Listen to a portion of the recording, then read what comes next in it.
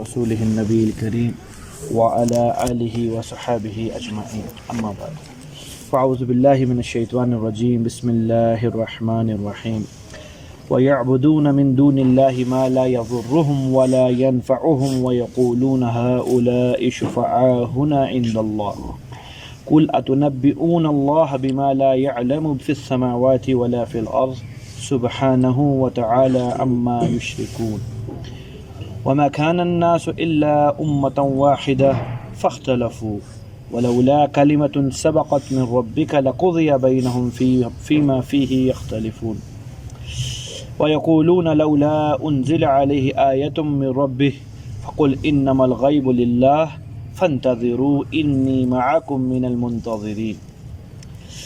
اللہ رب العزت وہی منکرین آخرت منکرین توحید کی ایک اور سبب بتلا رہے ہیں. وَيَعْبُدُونَ یہ لوگ عبادت کرتے ہیں من دون اللہ اللہ کو چھوڑ کر. اللہ کے ما سوا ہر ایک ان کا خدا اور الہ ہے، بس اللہ ہی الہ نہیں ہے. بارش کس نے بھیجی؟ جی نچتر ایک ستارہ تھا، جی بارش اس نے بھیجی.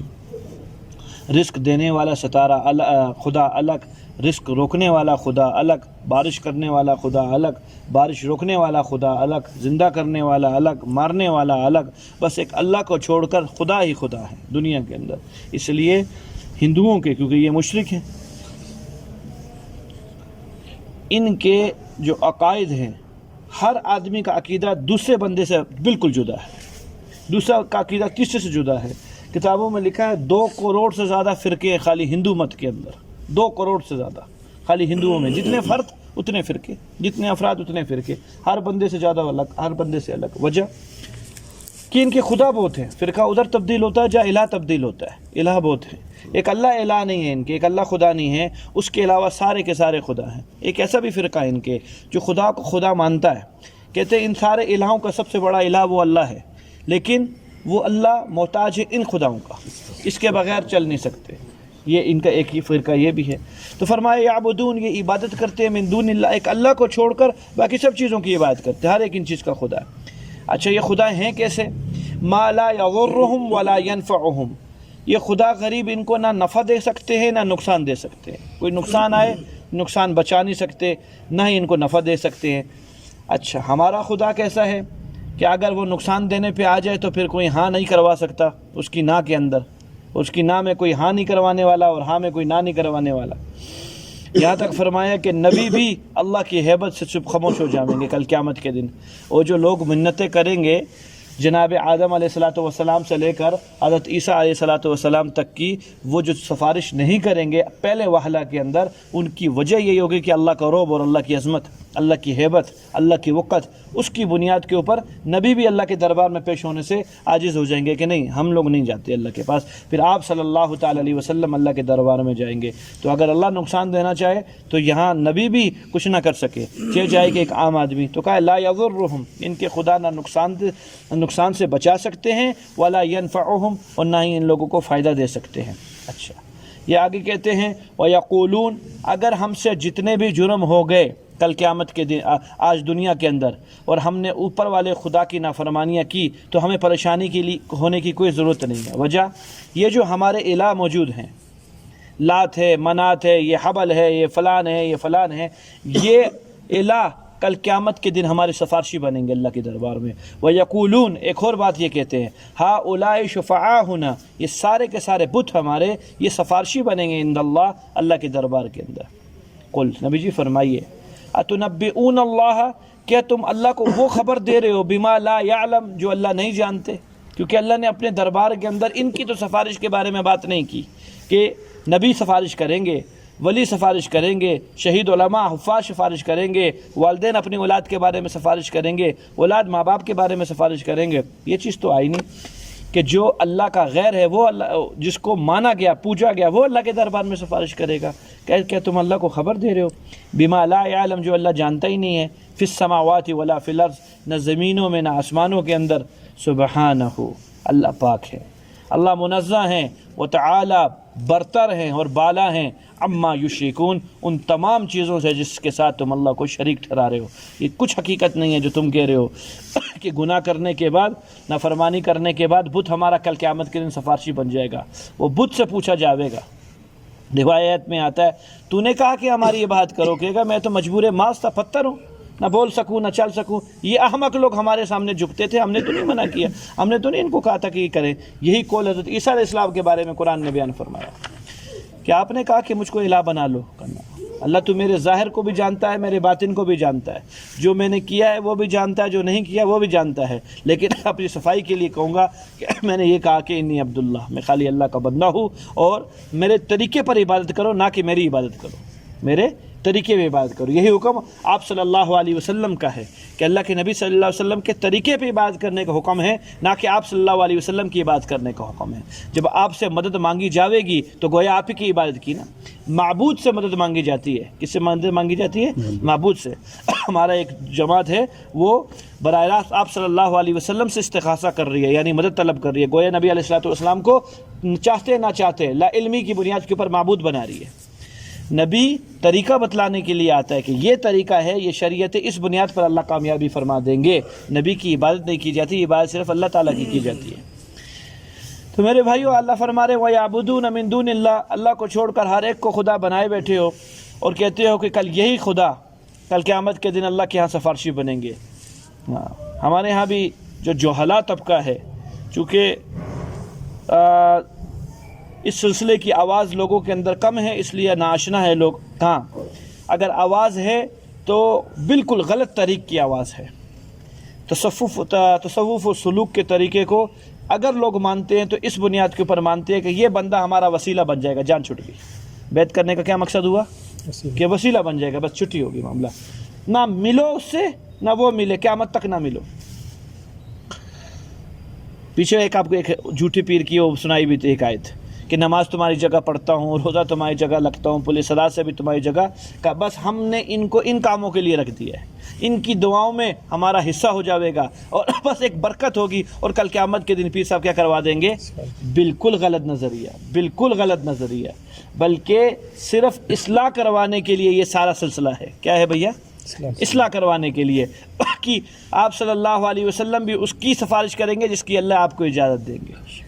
پیچھے بات ہو چکی ہے نہ، نبی بھی، یہ قرآن جس کو پڑھتے ہیں ہم، اور اولیاء، ولی اللہ، کتب، ابدال، مقبولین، عارفین، جس کو اللہ چاہیں گے ان کی وہ سفارش کریں گے، ورنہ ہر ایک کی سفارش نہیں کریں گے۔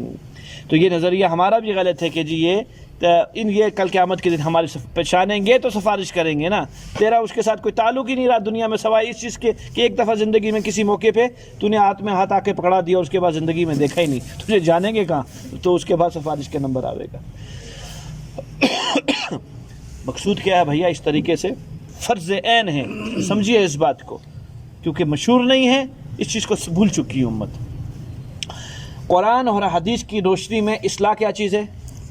فرض عین ہے، فرض عین، فرض نہیں ہے، فرض عین ہے۔ فرض عین کیا ہوتا ہے؟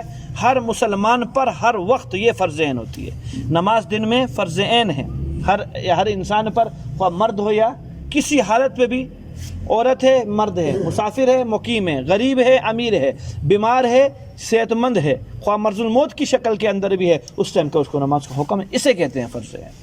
نماز کیا چیز ہوگی؟ فرض عین۔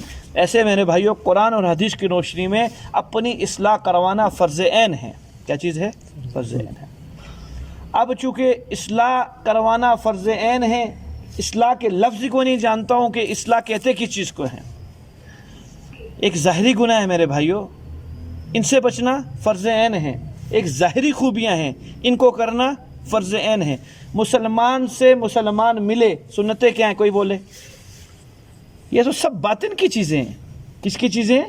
سب باطن کی چیزیں ہیں۔ سلام کرے تو سلام کا جواب دے، ظاہر ہو گیا۔ اس کے بعد یہ بندہ جب میری نشستگاہ پر آیا ہے تو گویا دل میں یہ اقرار کرے کہ یہ بندہ جو آیا ہے یہ مجھ سے افضل ہے۔ یہ کیا ہے؟ مجھ سے افضل ہے، سنت ہے۔ اگلی چیز تواضع کے ساتھ پیش آئے، اس کے ساتھ کس کے ساتھ پیش آئے؟ تواضع کے ساتھ، انکساری کے ساتھ اس کے ساتھ پیش آئے، سنت ہے۔ ملفوظ کے اندر میں کل غالباً پڑھ رہا تھا، حاجی مولانا اشرف علی تھانوی رحمۃ اللہ علیہ نے اپنا ایک طریقے کو سنت کی بنیاد پر بدلا، رجوع کیا کہ پہلے حضرت کی ترتیب یہ تھی آتے ساتھ مقصد بس بیان کرو، کیوں آئے ہو ہمارے دربار میں، ہمارے پاس کیوں آئے ہو، مقصد بیان کرو، کہ اس سے اگلا آنے والا بندہ تھوڑا کھل کے بات نہیں کر سکے گا، روب آ گیا نا آپ کا اس کے اوپر، نہیں کہ اس کو لو کسی طرح، آؤ بکت کرو، کہاں سے آئے، کیسے آئے، کیا کام کرتے ہو، اب تھوڑی زبان کھل جائے گی کیونکہ کلام شروع ہو چکا ہے، اب دل کی بات آسانی سے کہہ دے گا، یہ سنت ہے، عاجزی اس کو کہیں گے، تواضع اس کو کہیں گے، ورنہ تو ایک قسم کی روب کی شکل آ چکی، کہاں انہوں نے رجوع کیا آپ صلی اللہ علیہ وسلم کی حدیث کو پڑھ کے اور دوبارہ لوگوں سے پوچھ، ایک یہ مثال دے رہا ہوں آپ کو، چھوٹی چھوٹی چیزیں ہیں، یہ چھوٹی چیزیں نہیں ہیں، میرے محترم ساتھیو، اعمال کا دار و مدار ان چیزوں پہ، ورنہ اعمال ضائع ہو جائیں گے جو ہم کر رہے ہیں۔ ضروری ہے کسی اہل اللہ کی صحبت کے اندر اپنا وقت گزارا جائے، نہیں جا سکتے مصروفیت کی بنیاد پر، اللہ نے اس کا بدل دیا، مکاتبت کرے، خط و کتابت کرے، ہم نہیں آ سکتے، ہمارا خط آپ کے پاس پہنچتا ہے، یہ خط کی اصل کل قیامت کے دن اللہ جنتیوں کو خط لکھیں گے، حدیث میرے سامنے گزری، کیا آئے گئی روایات کے اندر، اللہ تعالیٰ عنوان یوں بنائیں گے، من عزیز الرحمن من عزیز الرحیم الی عزیز الرحیم، عزیز و رحیم کی طرف سے خط جا رہا ہے عزیز و رحیم کی طرف، اللہ نے اپنی صفت میں، اگر ہم انشاءاللہ جنتی بنے تو اللہ مجھے اور آپ کو اپنی صفت میں اللہ نے مشترک فرما دیا، اور اس میں اللہ حال پوچھیں گے کہ کیا حال ہے۔ آپ کو میں نے ابو عثمان حیاری کی ایک بات سنائی تھی، ایک واقعہ سنایا تھا، اس میں انہوں نے کیا لکھا تھا، اپنے شیخ کو خط لکھا تھا، خط لکھ کے کیا کی تھی، منافقت، آج سے تقریباً کوئی 800 سال پہلے کے بندے گزرے، تو وہاں ثابت ہوا، تو کہنے کی بات کی ہوئی، کسی ذریعے بھی، فون کے ذریعے، خط کے ذریعے، بالمشافہ اپنے حالات کی خبر دے، کسی اہل اللہ کے ساتھ صحبت میں رہے، ورنہ نمازیں بھیا نمازیں، کل آپ کو خبر سنائی نا سیدی علی الخواص رحمۃ اللہ علیہ کی، کا میری نماز کو نماز نہ بولا کرو، یہ نہ کہا کرو کہ کیا پڑھ لی، نماز پڑھ لی، یہ نہ کہا کرو، یہ بولا کرو اٹھ لیے، بیٹھ لیے، کھڑے ہو گئے، ادھر دیکھ لیا، ایسے پوچھا کرو، اس کی میں خبر دیا کروں گا، ورنہ تم مجھے جھوٹ کے اندر مبتلا کرتے ہو، تم بولو نماز پڑھ لی اور میں بولوں پڑھ لی، تو وہ نماز تو تھی نہیں جو میں نے پڑھی ہے، یہ ہے اعلیٰ ترین تقویٰ۔ لا یکلف اللہ نفسا الا وسعها، اللہ نے اتنی ہی تکلیف دینی ہے جتنی میری اور آپ کی طاقت ہے، تو جب اس چیز کا حکم دیا ہے تزکیہ نفس کا، تو ضرور طاقت ہے، تو اس لیے حکم دیا ہے، ضرور کیا ہے، ہم اصلاح کروا سکتے ہیں، ہمارا ظاہر بھی پاک ہو سکتا ہے، باطن بھی پاک ہو سکتا ہے، تب اللہ نے حکم دیا، ورنہ اللہ کبھی حکم نہ دیتے، اگر یہ چیز کیا ہوتی، مشکل ہوتی، میرے اور آپ کے بس سے ہوتی، نکل گئے۔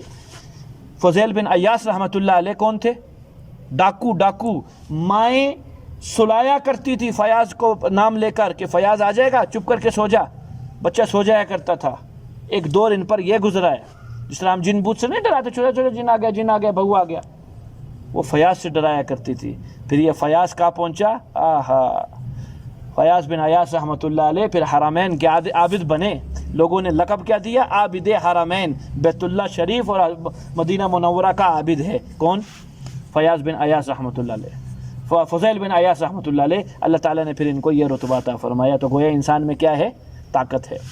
جنید بغدادی رحمۃ اللہ علیہ وقت کے پہلوان تھے، کون تھے، اپنے بادشاہ کے خاص آدمی تھے، جو بادشاہوں کے پہلوان ہوا کرتے تھے ان میں ان کا نمبر آیا کرتا تھا، اللہ تعالیٰ نے جنید بغدادی بنایا، کیا بنایا، غوث اعظم رحمۃ اللہ علیہ کے پیر بنے، پھر کس کے بنے، عبدالقادر جیلانی جن کو پیرانے پیر کہتے ہیں، حضرت کے پھر پیر بنے، کون، جنید بغدادی رحمۃ اللہ علیہ، پہلوان تھے، عامی تھے، ایک عام آدمی تھے، میری طرح کے ایک آدمی تھے، اللہ نے اٹھا کے کہاں سے کہاں نسبت عطا فرما دی، ان کی باطنی نسبت کدھر سے کہاں پہنچ گئی، عام آدمی تھے۔ خالی بات یہ کر رہا ہوں، جو مثالیں دے رہا ہوں، ہر ایک انسان کے اندر اصلاح کی اللہ تعالیٰ نے تو وہ رکھی ہے، ہمت رکھی ہے، خالی اہتمام کی ضرورت ہے۔ کس چیز کی ضرورت ہے، ہمت ہوتی نہیں ہے، اس لیے اہتمام ہوتا نہیں، اس لیے ہمت نہیں کی، ارادہ نہیں کی۔ اس کی ایک بات سنیے پھر آگے میں چلتا ہوں۔ حضرت ایک عجیب سی مثال لکھی ہے کہ بھائی میں تو ایک ہی نماز پڑھ سکتا ہوں، بعض لوگ یہ کہتے ہیں فجر کی نماز بہت مشکل ہے، عشاء کی نماز بہت مشکل ہے، ٹھنڈی نمازیں پڑھ لیتا ہوں، باقی مشکل کام نہیں ہے۔ یہ کیوں کر رہا ہے، اس کی ہمت کی ہے، اس لیے اللہ توفیق دے رہے ہیں، 2-3 کی، اوپر کی 1-2 کیوں نہیں پڑھ رہا، ہمت نہیں کی۔ اس کی عجیب سی مثال لکھی ہے، سردیاں جب ہوتی ہیں، بستر گرم ہوتا ہے، رات کے 1 سے 2 بجے کے ٹائم پہ تقاضا آ جائے، اٹھنے کا جی نہیں چاہ رہا ہوتا، سخت پیاس لگی ہوئی ہے، سامنے گلاس پڑا ہوا ہے پانی کا، اٹھنا نہ، ہمت نہیں ہے، ہمت، پیاسا لیٹا رہتا ہے، فجر تک سویا رہتا ہے، ہمت کیوں نہیں آئی، ارادہ نہیں کیا۔ اور فرمایا عجیب بات لکھی ہے اپنے زمانے کی، کہ کسی کلیکٹر وغیرہ کا رکا آ جائے، اسی ٹائم پر مجھ سے ملو، افسر کے، رات کے 2 بجے کے ٹائم پہ، تو سواری تیار کروائے گا، جلدی سواری تیار کرو، میں نکلنا ہے، حکم آیا ہوا ہے۔ ہمت کہاں سے آ گئی، 2 میل سردی میں چلا گیا، پیچھے سے ارادہ کیا، عزم کیا، اللہ تعالیٰ نے توفیق عطا فرما دی، نکل گیا۔ جو گلاس اٹھانے کے لیے تیار نہیں ہوتا ہے بستر سے۔ ایسے بھائیوں ہماری بھی مثال ہے، جتنے کام ہم لوگ کر رہے ہیں دین کے، سمجھو ہم نے ہمت کی، اللہ نے توفیق عطا فرما دی۔ جو نہیں کر رہے، یہ نہیں کہ ہم سے ہوتے نہیں ہیں، ہم سے اس سے اچھے ہوتے ہیں، خالی آج تک کیا نہیں کی، ہمت نہیں کی۔ اور ہمت کے بعد ناکامی اللہ نے لکھی نہیں ہے، کبھی ناکامی نہیں لکھی۔ جی میں نے ہمت کی تھی میں ناکام ہو گیا، نہ، تو نے ہمت نہیں کی تھی، تو نے ہمت کی نیت کی تھی۔ ہمت کی کیا کی تھی؟ نیت۔ تو ہمت کریں۔ ہمت کیا ہے؟ اپنا ارادہ اللہ کو دکھلائیں، مسموم ارادہ، ایسا ارادہ جس کے بعد جو ارادہ ٹوٹے نہ ہر حال کے اندر۔ شادیوں کی تاریخ ہوتی ہے، لوگ مہمان آتے ہیں، کھانا نہ آئے آپ کے پاس تو کیا حالت ہوگی؟ وہ کہ یار ایک دن لیٹ کر لے اپنی شادی کے، اللہ کا بندہ کیسے کہہ رہا ہے تو ایک دن لیٹ کر لے، کارڈ چھپ چکے ہیں، مہمان سر پہ بیٹھے ہوئے ہیں، تو کہہ رہا کہ ایک دن لیٹ کر لے، کیسے ایک دن لیٹ کر لے؟ ایک دن لیٹ نہیں ہو سکتا، اسے کہتے ہیں ارادہ۔ جان دے دے گا ہر حال کے اندر، وقت کے اوپر اپنے کام کو تکمیل دے گا۔ آج تک میرے بھائیو ارادہ نہیں کیا، ارادہ وہ کہ زمین اوپر نیچے ہو جاوے، میں نے ہر حال کے اندر اپنے کام کو کرنا ہے، تھوڑے دنوں کے لیے مشقت ہے، اس کے بعد اللہ سہولت عطا فرما دیں گے، بہت آسانی سے چلنا شروع کر دے گا۔ ضروری عمل ہے اس چیز کا۔ آگے فرمایا وَمَا كَانَ النَّاسُ إِلَّا أُمَّةً وَاحِدَةً، ساری کی ساری مخلوق، سارے کے سارے لوگ ایک ہی امت تھی۔ یہ کب کا دور تھا میرے بھائیو؟ دنیا نے ایسا پاکیزہ دور بھی دیکھا ہے کہ ایک ہی مذہب تھا پوری دنیا کے اندر، اور وہ اسلام تھا۔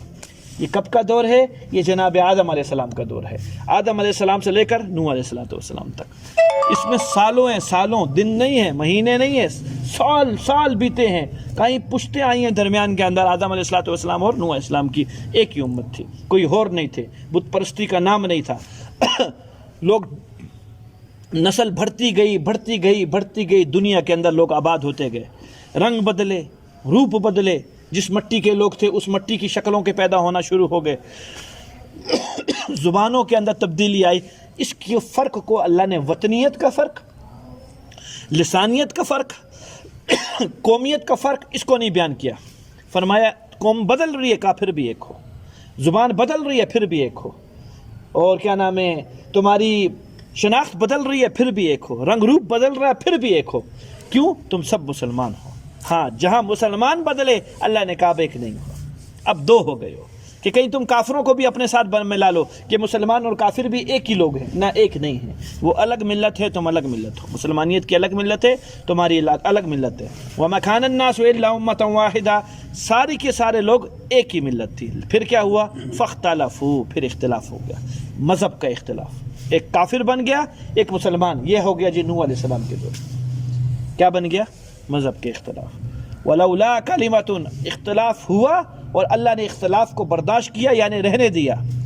اللہ چاہتے تو نوح علیہ السلام کے دور میں اس اختلاف کو ختم فرما دیتے۔ کیا کہ اختلاف کا مطلب کیا ہے؟ کفر جو شروع ہو گیا اس کفر کو مار دیتے، دوبارہ سارے کے سارے اسلام شروع ہو جاتا۔ نہیں، ایسا نہیں کیا۔ وجہ بتا رہے ہیں کیوں نہیں کیا، میں نے ختم کیوں نہیں کیا اس اختلاف کو۔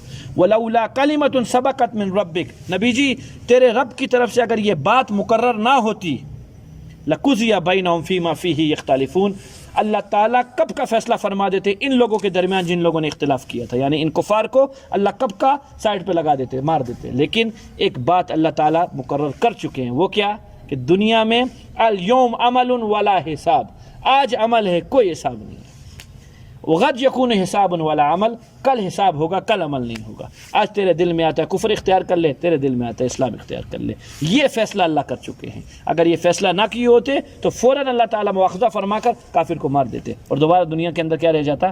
اسلام رہ جاتا۔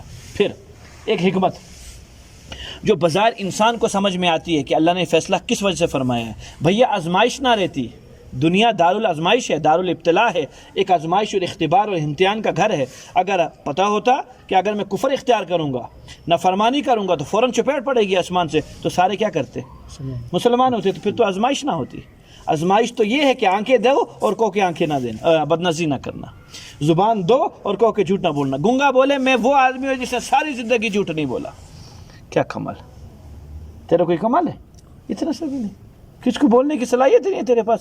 بد نظری والا اندھا کہوے کہ ساری زندگی میں وہ آدمی آج تک کسی غیر محرم کو نہیں دیکھا، تو بھیا محرم کو بھی تو نہیں دیکھا۔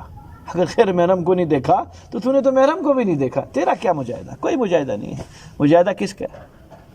مجاہدہ اس آدمی کا ہے کہ آنکھیں دیکھ کے دریا میں کود اور پانی نہ لگے، آگے میں کود اور آگ نہ لگے، یہ ہے مجاہدہ. یہ مرد ہے، وہ مرد نہیں ہے. وہ غریب تو غریب خود تو اللہ تعالیٰ نے اس کو بچا کے رکھا ہوا ہے. نہیں سمجھ میں آئی یہ بات؟ تو میرے محترم ساتھیو، اگر اللہ تعالیٰ کفار کو مار دیں تو پھر مسلمانوں کا مجاہدہ ختم ہو جاوے کہ جی اسلام ہی اسلام ہے، میں ساری زندگی جی اسلام پہ چلا ہوں، تجھے پتہ تھا کہ ایک بھی نافرمانی کروں گا تو تھپڑ آ جائے گا آسمان سے، اس لیے تو مجبوراً اسلام پہ چلا ہے. اور اسلام جبر کے ساتھ اللہ نے کسی کو نہیں قبول کروایا. جنت جو ملے گی وہ آپ کی مرضی کے ایمان پہ ملے گی. آپ نے خود اختیار کیا میں مسلمان ہوتا ہوں اور میں اعمال کرتا ہوں، اس پر اللہ جنت عطا فرمائیں گے، نہ کہ اللہ کی طرف سے کوئی زور آوے. ترغیب دی ہے، زور کبھی بھی نہیں دیا. ترغیب کیا دی ہے؟ نبیوں کو بھیجنا سب ترغیب ہے، زور نہیں دیا. چلیے، لَقُضِيَ بَيْنَهُمْ فِيمَا فِيهِ يَخْتَلِفُونَ، تو اللہ کب کا فیصلہ فرما چکے ہوتے جو یہ حرکتیں کر رہے ہیں. وَيَقُولُونَ، یہ کہتے ہیں لَوْلَا أُنزِلَ عَلَيْهِ آیَةٌ مِّن رَبِّهِ، نبی آپ صلی اللہ علیہ وسلم سے مخاطب ہو کر، کیوں نہیں اللہ آپ پر کوئی معجزہ اتارتا، کوئی اتار دی اللہ معجزہ تاکہ ہمیں بھی پتہ چل جائے کہ آپ اللہ کے نبی ہو، تو ہم کیا نام ہے فوراً آپ پر ایمان لے آئیں گے. معجزے تو سینکڑوں اترے، یہ مانگتے ہیں فرمائشی معجزے. کون سے معجزے؟ فرمائشی معجزے. جس طریقے سے ایک صاحب نے تو یہاں تک کہہ دیا تھا، یہاں سے آپ سیڑھی لگے جو زمین سے آسمان تک پہنچے، اس میں 4 بندے ہوں، ایک میں ہوں، ایک جبرائیل میکائیل ہوں اور چوتھے آپ ہوں حضور صلی اللہ علیہ وسلم. اللہ کا ہاتھ نظر آئے اور اللہ آپ کو کتاب دے رہا ہو قرآن، ہم میں آنکھوں سے دیکھوں، ہاں بولوں واقعی یہ اللہ کا کتاب. یہ کیا مانگ رہا ہے؟ فرمائشی معجزے. جو میں بولتا ہوں اس طرح کی چیز اللہ اتارے. اللہ یہ کر نہیں سکتے؟ کر سکتے ہیں. پیچھے فرمائشیں پوری نہیں کی. صالح علیہ السلام کی قوم نے نہیں کہا کہ یہ پہاڑ اونٹنی پیدا کرے، جمادات سے حیوان پیدا ہو، جامد چیز سے اونٹنی بھی بچہ دے، رنگ بھی مختص کیا، اس کلر کی اونٹنی ہو اور اس دامن سے آئی. سب کو جمع کیا، اونٹنی پیدا ہوئی. آتے 7 لوگوں کے سامنے اس نے بچہ دیا، معجزہ پورا کیا. یہاں معجزہ پورا کیوں نہیں کر رہے؟ اللہ کر دیتے. میرے بھائیوں، اصول اللہ کا یہ ہے، فرمائشی معجزے کے بعد انکار کی صورت میں عذاب عام آئے گا. اب کوئی نہیں بچے گا، مخلص بھی جاوے گا، غیر مخلص بھی جاوے گا. اللہ تعالیٰ نے امت کو قیامت تک باقی رکھنا تھا. یہ آخری امت تھی، اس کے بعد کوئی امت نہیں آنی تھی. یہ آخری نبی تھے، ان کے بعد کوئی نبی نہیں آنا. یہ آخری کتاب اور کتاب نہیں آنی تھی. آخری شریعت، کوئی اور شریعت نہیں آنی تھی. ان سادوں کی وجہ سے ساری کی ساری انسانیت دنیا کی تباہ ہو جاتی، ختم ہو جاتی. کیونکہ اللہ کو تو اپنے ازلی علم کے اندر معلوم تھا کہ یہ پھر بھی ایمان نہیں لائیں گے، تو اس کا خلاصہ کیا نکلے گا؟ ایمان نہ لانے گا اللہ کا عذاب آئے گا. پھر وہ عذاب ایسا آئے گا جس طرح دیگر قوموں پر آیا. اس لیے فرمائشی معجزوں پر عمل نہیں کیا گیا. فقل، نبی جی فرمائیے، انما الغیب للہ، غیب اللہ رب العزت جانتے ہیں، میں نہیں جانتا. غیب کون جانتے ہیں؟ کہ یہ جو معجزہ نہیں آ رہا اللہ کی کسی حکمت کی وجہ سے نہیں آ رہا. فانتظروا، انتظار میں بیٹھے رہو ساری زندگی، نہ لاؤ ایمان. جب آئے گا معجزہ آ جانا مسلمان ہونے کے لیے. بیٹھے رہو، انتظار کرتے رہو. انی معاکم من المنتظرین، میں بھی انتظار کرتا ہوں کہ تمہاری چاہت اللہ پوری کرتے ہیں یا نہیں پوری کرتے ہیں. 2 آیتیں ہو جائیں گی.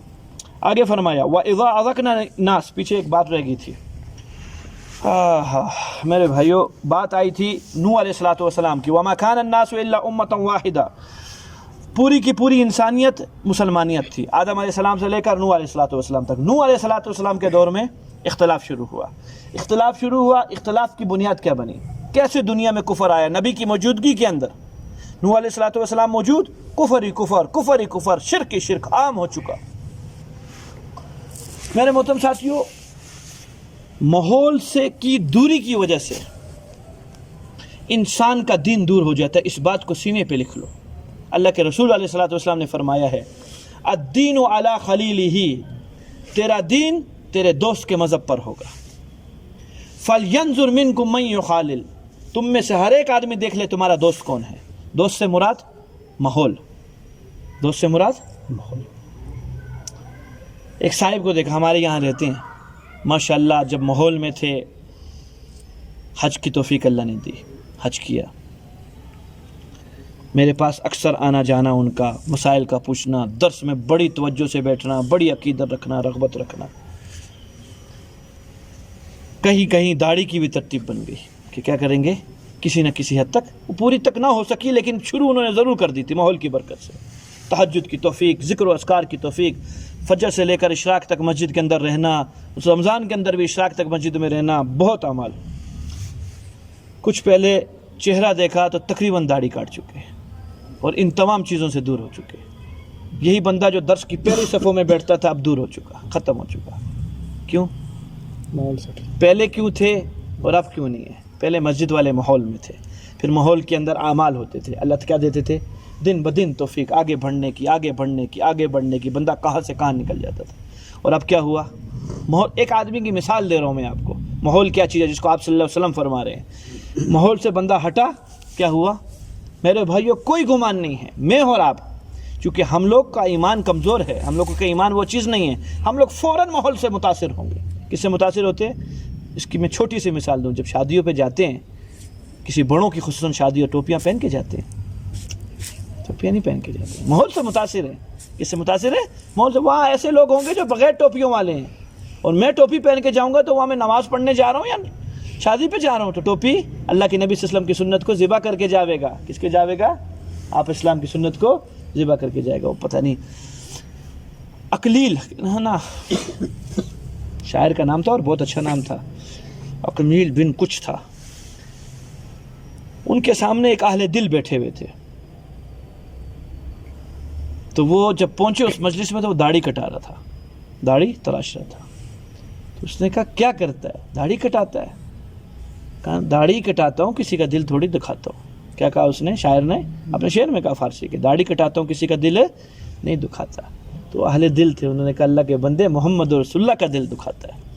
تو کہتا ہے کہ کسی کا دل نہیں دکھاتا ہوں. بس وہ ایسا دل پہ اثر ہوا، اس کے بعد پہ ساری زندگی داڑھی نہیں کٹوائی. کہا ہاں اب سمجھ میں آئی کہ اس بندے نے مجھے جو سمجھایا ہے. میں تو سمجھتا تھا کہ کسی کا دل نہیں دکھاتا، محمد رسول اللہ. تو ایک بات پر محمد رسول اللہ کی سنت چھٹ گئی، خالی ماحول کو بدلنے کی وجہ سے. شادی پہ جانے لگے، ٹوپی اتار کے جانے لگے. دیندار آدمی ہیں، 5 وقت کے نمازی ہیں، عام اوقات میں ٹوپی رکھتے ہیں. کیونکہ شادی پہ جانے لگا ہوں تو یہ سنت عیب ہے. گویا سنت وقار کی چیز ہے، سنت عیب کی چیز نہیں ہے.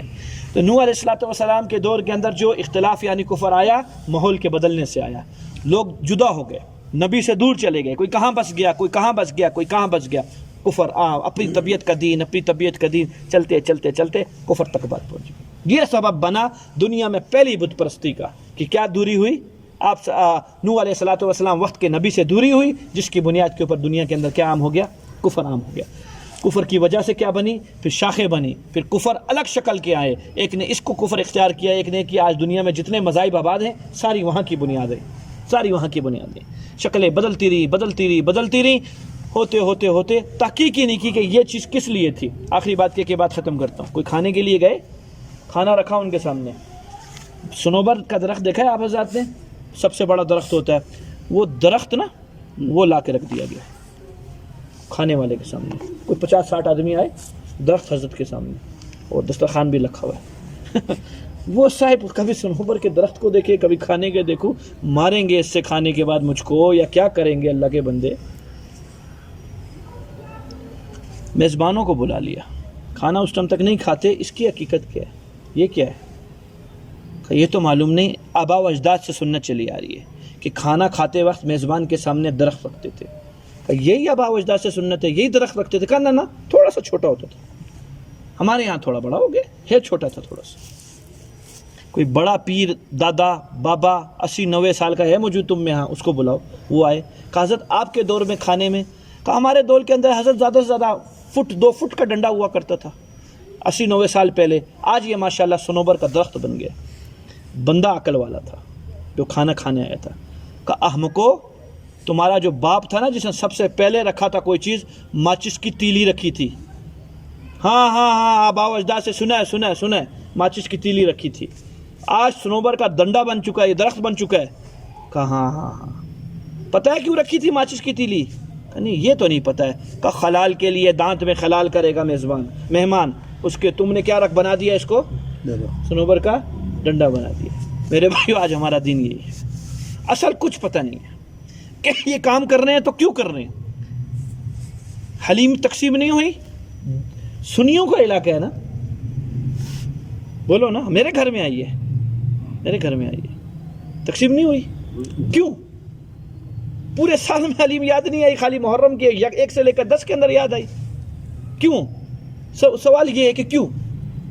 اس کے پاس جواب نہیں ہے. دیکھا دیکھی کہیں سے آئی، وہ ہو گئے، کہیں گے انہوں نے بھیجی میرے گھر میں ان کے گھر میں کیوں نہیں بھیجی؟ چلو میں بھی پکا کے ان کے گھر میں بھیج دیتا ہوں. وہ پتہ تو کر آئی کیوں؟ یہ ماچس کی تیلی ہے. ہر ڈنڈا سنوبر کا درخت بنا لیا ہے. میرے بھائیو دین محمد رسول اللہ کا ہے، اس کے علاوہ کوئی دین نہیں ہے. سب بدعات ہیں. یہ وہ چیزیں ہیں جو جو موت کے وقت میں شیطان عقائد کو بتائے گا کہ جو میں کروایا کرتا تھا سب فضول تھی، کلمے میں بھی شک ہو جائے گا، کفر کی حالت میں جاوے گا. اللہ تعالیٰ مجھ کو دین کی سمجھ عطا فرمائے. تو دین کی سمجھ دینی حلقوں سے ملے گی، نہ کہ مشرق مغرب کے اخبار پڑھنے سے ملے گی. ضرور بیٹھیں، لوگوں کو ترغیب دیں تاکہ فائدہ ہو، زیادہ سے زیادہ فائدہ ہو. اللهم صل على محمد وعلى آل محمد وبارك وسلم. ربنا آتنا في الدنيا حسنة وفي الآخرة حسنة وقنا عذاب النار. آمین. اللہ آپ کا بیٹھنا قبول فرمائے.